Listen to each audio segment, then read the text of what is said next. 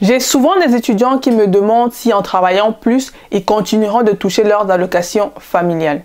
Dans cette vidéo, je vous donne quelques éléments de réponse.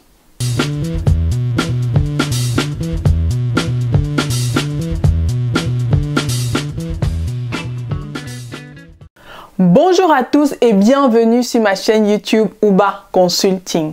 Si vous êtes là aujourd'hui, c'est que vous cherchez des réponses à vos interrogations.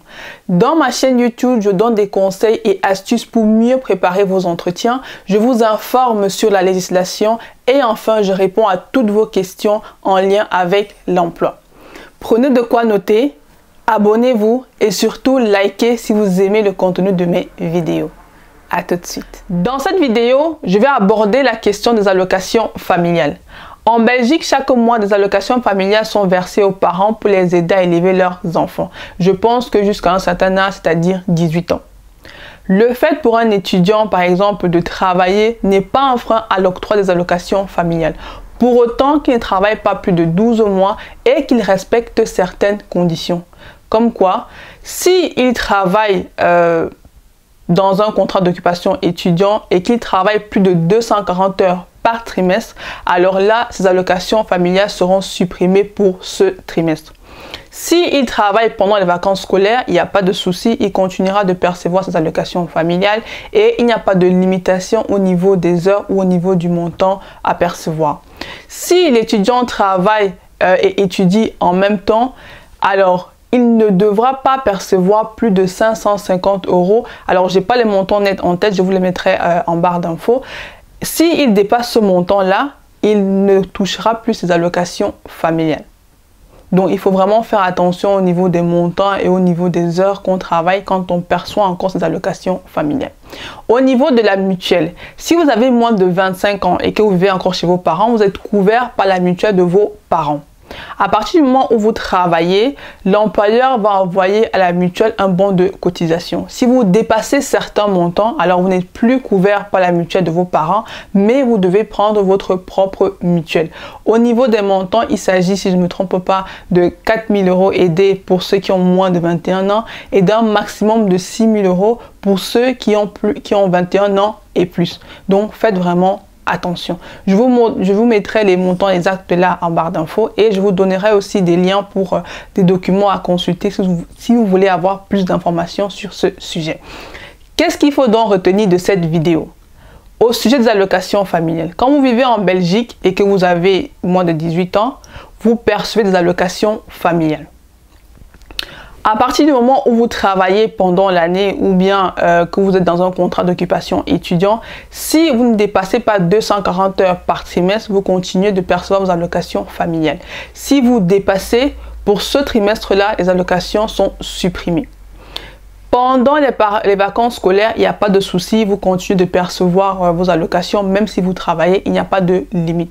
Si vous travaillez et que vous étudiez en même temps, vous ne devez pas dépasser un montant de 550 € net par mois. Au-delà de ce montant-là aussi, vos allocations sont supprimées. Pour la mutuelle, quand vous vivez sur la mutuelle de vos parents, vous êtes couvert quand vous avez moins de 25 ans et que vous ne dépassez pas certains montants. Si vous dépassez les montants là, alors là, vous n'êtes plus couvert par la mutuelle de vos parents et vous devez prendre une mutuelle en votre propre nom. Voilà ce que j'avais à vous dire concernant les allocations familiales. J'espère que j'ai pu répondre aux questions et aux interrogations des uns et des autres. Si vous avez toujours des questions, n'hésitez pas à me les laisser en commentaire ou à me les envoyer par mail. Avant de clôturer la vidéo, j'aimerais répondre à la question de Gabin qui m'a posée dans ma précédente vidéo. Alors Gabin a travaillé en fait pour une entreprise et cette entreprise-là a bloqué ses heures pour la durée de son contrat. Mais pour des raisons personnelles, il souhaiterait rompre son contrat et que son employeur débloque ses heures. Alors, qu'est-ce qu'il faut faire dans ce cas-là? Petit récapitulatif, il faut savoir que quand vous avez signé un contrat d'occupation étudiant avec une entreprise, elle peut décider de bloquer vos heures qui correspondent à la période pendant laquelle vous serez occupé chez eux.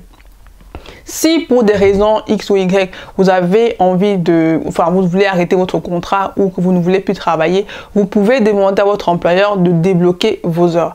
S'il ne le fait pas, vous avez une autre procédure à suivre. Alors, dans le cas de Gabin, par exemple, il devra dans un premier temps prendre contact avec son employeur et lui demander de débloquer ses heures.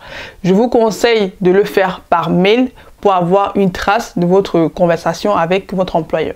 Dans le cas où celui-ci refuse, il peut dans ce cas aller dans les bâtiments de l'ONSS à la gare du Midi avec certains documents, notamment le contrat d'étudiant qu'il a signé, ses fiches de paye et le mail qui prouve qu'il a quand même essayé de joindre son employeur même s'il a refusé. Quand vous avez ces documents-là, alors le consultant à l'ONSS peut maintenant débloquer vos heures, mais il ne le fera pas tant qu'il n'a pas vu qu'une première procédure à l'amiable a été intentée. Donc voilà à peu près ce qu'il faut faire si vous vous retrouvez dans cette situation-là. J'espère avoir répondu à cette question. Si comme Gabin vous avez d'autres questions, n'hésitez pas à me les poser en commentaire. Je répondrai en commentaire ou alors je ferai une vidéo pour vous répondre pour que ça bénéficie au plus grand nombre. Voilà, ce sera tout pour cette vidéo. On se retrouve la semaine prochaine pour une nouvelle vidéo. D'ici là, portez-vous bien et surtout, n'oubliez pas de respecter les règles d'hygiène liées au virus qui se propage ces derniers jours. Voilà. Ciao, ciao.